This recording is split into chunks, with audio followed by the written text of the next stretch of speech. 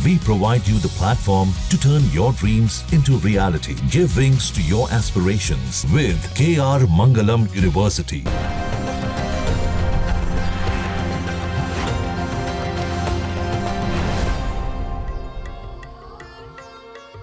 कर्पूर गौरम करुणावतारम संसार सारम भुजगेंद्रहारम सदा बसंतं हृदयारविंदे भवम भवानी सहितम नमामि।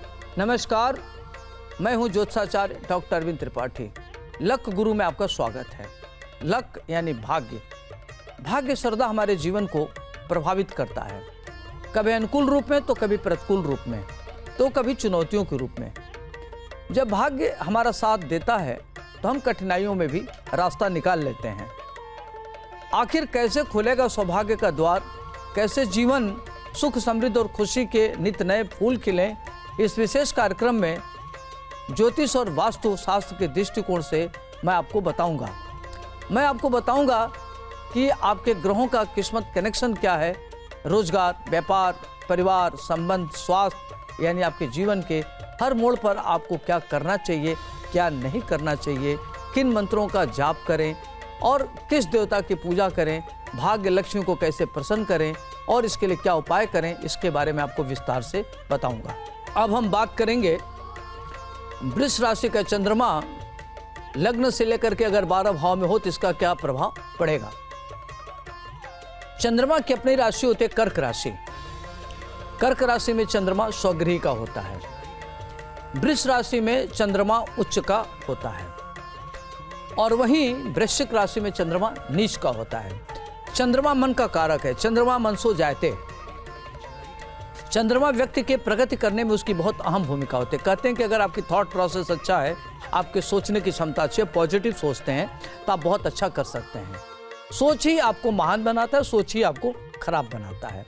तो चंद्रमा खासतौर से मन का कारक है। चंद्रमा व्यक्ति की प्रगति में सहायक भी होता है और बाधक भी होता है। तो आइए हम आपको बात करते हैं कि वृष राशि का चंद्रमा अगर लग्न से लेकर 12 घरों में हो तो इसका क्या प्रभाव पड़ेगा। वृष राशि का चंद्रमा लग्न में, लग्न प्रथम भाव, उससे देखा जाता है व्यक्ति का व्यक्तित्व, पूरा व्यक्तित्व देखने में कैसा होगा, व्यक्तित्व आकर्षक होगा, मानी सारी चीजें इससे देखते हैं।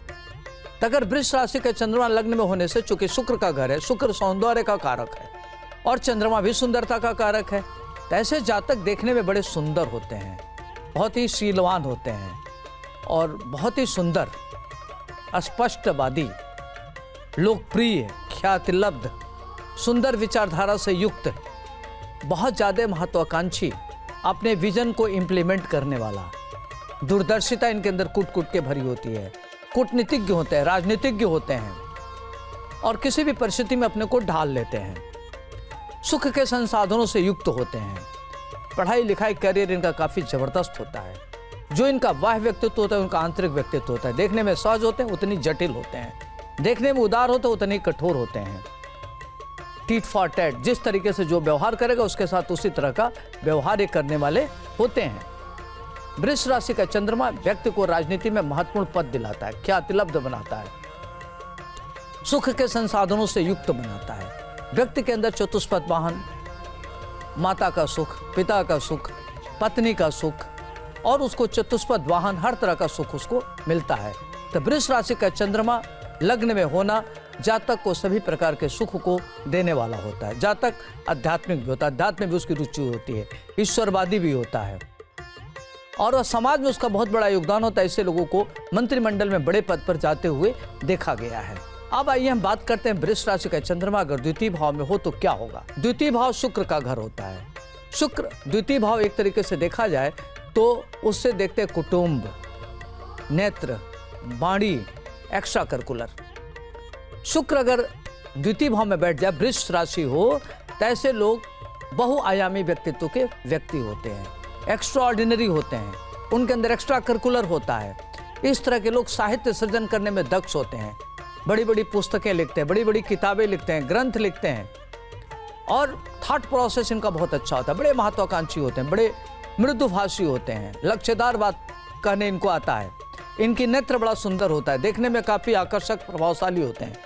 इनकी बातों में सहज टपकता है, माया नगरी से धन अर्जित करते हैं, फिल्म बनाते हैं, कहानी लिखते हैं, हीरो होता है, अभिनेता होते हैं, खेल के क्षेत्र से बड़ा अच्छा करते हैं, उनका राष्ट्रीय अंतर्राष्ट्रीय लेवल पर नाम होता है।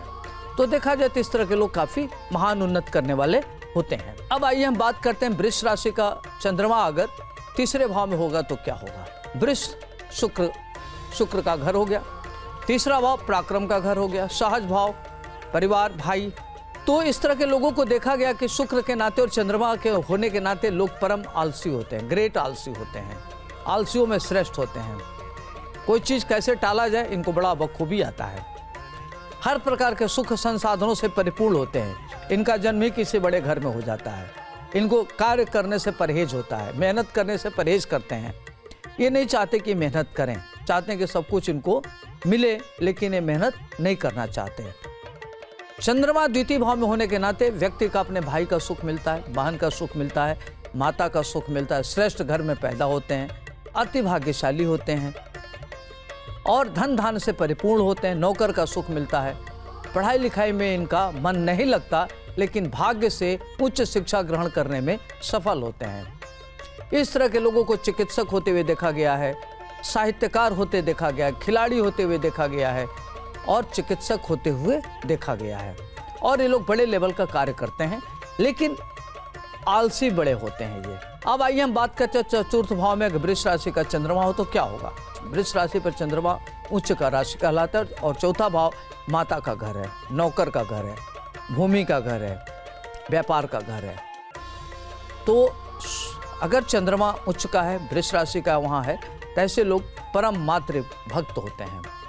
माता का सुख मिलता है, माता के बड़े प्रिय होते हैं, माता के कमजोरी होते हैं, मातृ सुख इनको जबरदस्त मिलता है। प्रॉपर्टी माता के द्वारा मिलता है, ननिहाल से इनको प्रॉपर्टी मिलता है।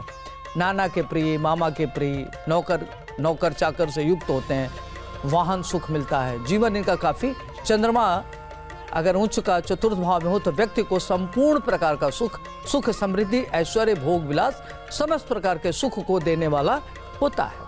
उसकी पत्नी भी बहुत सुंदर होती है, उसका प्रेम जीवन भी बहुत अच्छा होता है। तो देखा जाए तो चतुर्थ भाव में चंद्रमा उच्च का होना व्यक्ति को चतुर्दिक विकास, एक्स्ट्रा ऑर्डिनरी बनाना, एक्स्ट्रा करिकुलर का होना और व्यक्ति को राजनीति में बड़ा पद प्राप्त करना, सुखमय जीवन व्यतीत होता है।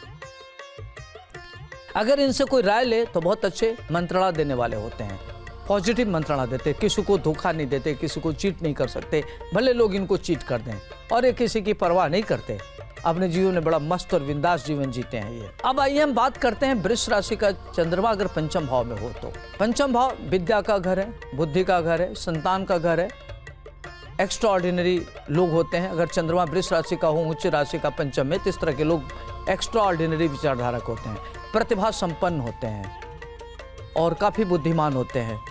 इनको ज्ञान होता है किसी चीज़ का और किसी भी चीज़ को तार्किक ढंग से उसके तह तक पहुंच जाते हैं। मंत्रणा बहुत अच्छे देते हैं, उच्च शिक्षा ग्रहण करने वाले होते हैं। इस तरह के लोग चिकित्सीय विद्या में आगे जाते हैं, बायोटेक्नोलॉजी में आगे जाते हैं और माइक्रो लेवल पर खोज करते हैं, साइंटिस्ट भी होते हुए देखे गए हैं। इनकी शिक्षा बहुत अच्छी होती है और ये किसी की दबाव में नहीं आते, किसी की बात नहीं सुनते, जो इनका मन करता है वही करते हैं और ये बड़े स्वतंत्र विचारधारा के होते हैं। लग्जरी लाइफ लीड करने में इनको भरोसा रहता है।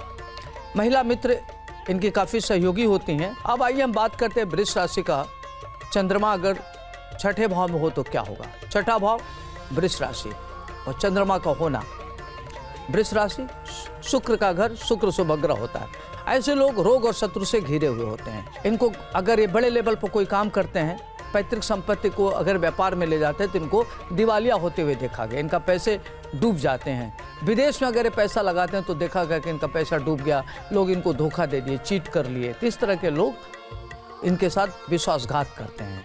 लेकिन ये चूंकि वृष राशि का चंद्रमा बहुत मौलिकवान होते हैं, सोचने में अच्छे होते हैं, तो किसी भी प्रतिकूल परिस्थिति हो चाहे अनुकूल परिस्थिति हो, अपने बौद्धिक क्षमता के बल पर उससे निजात पा जाते हैं और अपने मेहनत के बल पर पुनः नए तरीके से जीवन यापन करते हैं।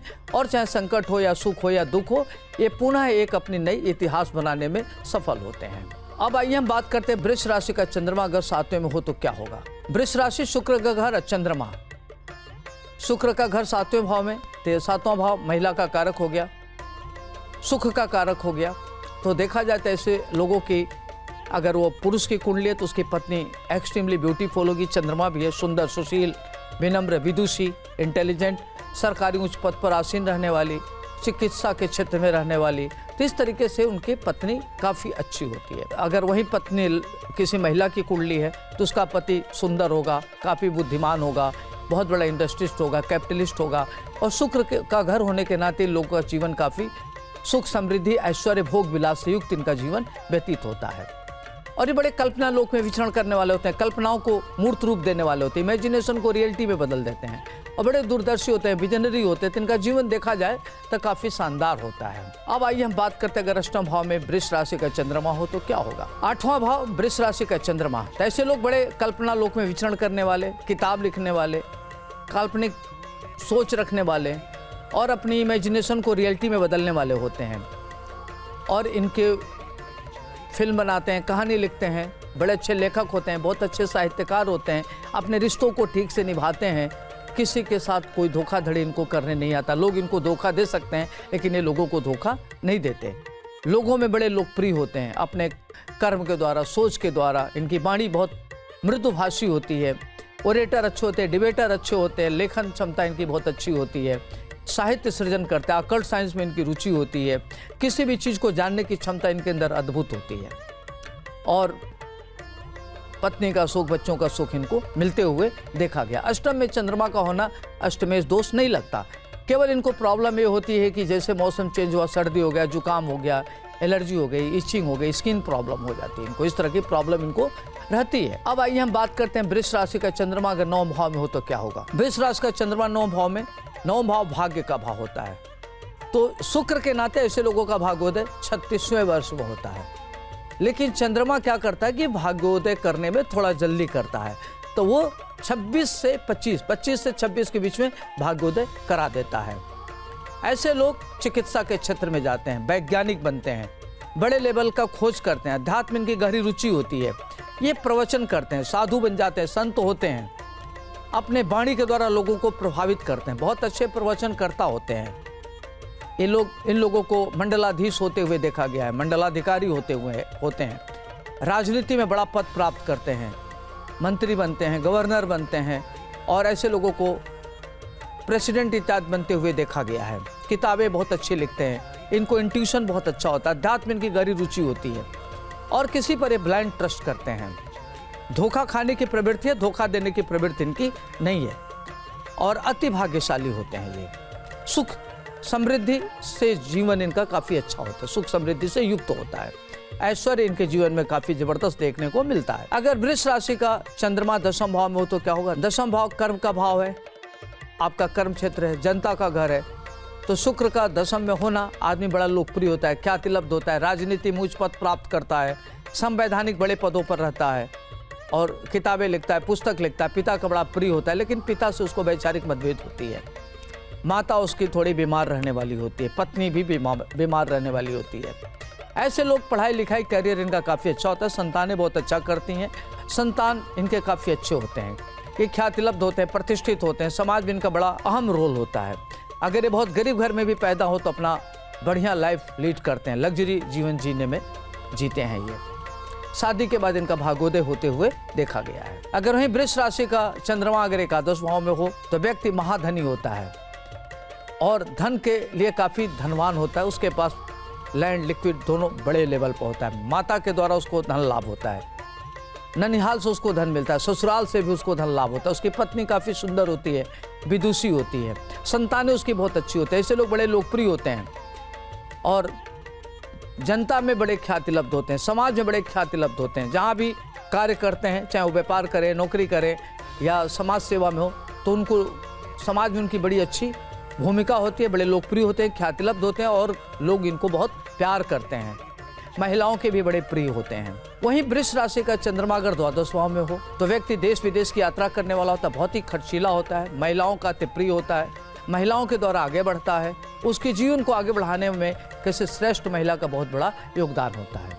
दाम्पत्य जीवन अच्छा होता है, व्यक्ति विदेश में रहने वाला होता है, अंतर्राष्ट्रीय स्तर का ख्यातिलब्ध होता है, पुस्तक लिखने वाला होता है, ग्रंथकार अच्छा होता है, बढ़िया भाषण देता है, प्रवचनकर्ता अच्छा होता है, अपनी योजनाओं के लिए थिंक टैंक के रूप में जाना जाता है, थिंक टैंक उसकी बहुत अच्छी होती है, और अपने थिंक टैंक के द्वारा, अपनी बौद्धिक क्षमता के द्वारा उसकी एक समाज में अलग पहचान होती है।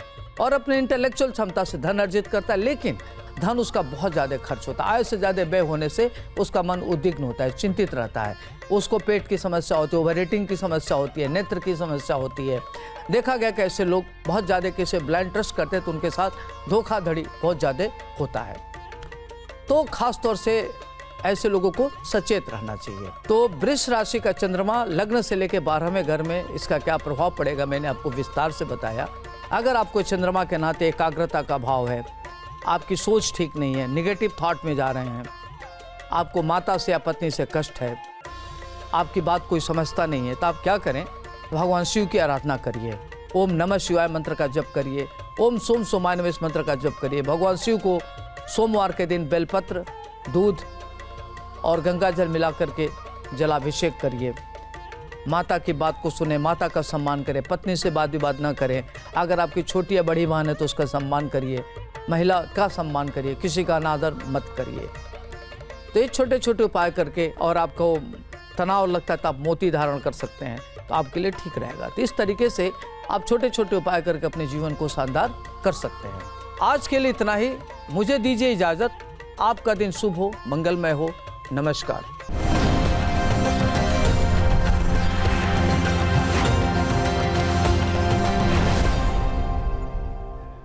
जहाँ भक्ति है हर शब्द में, कथाओं में छुपे हैं दिव्य रहस्य, और ज्योतिष देता है जीवन को दिशा। धर्म से जुड़ी हर बातों को जानने के लिए हमारे चैनल स्तुति को सब्सक्राइब करें। चैनल पर जाने के लिए इस लिंक पर क्लिक करें।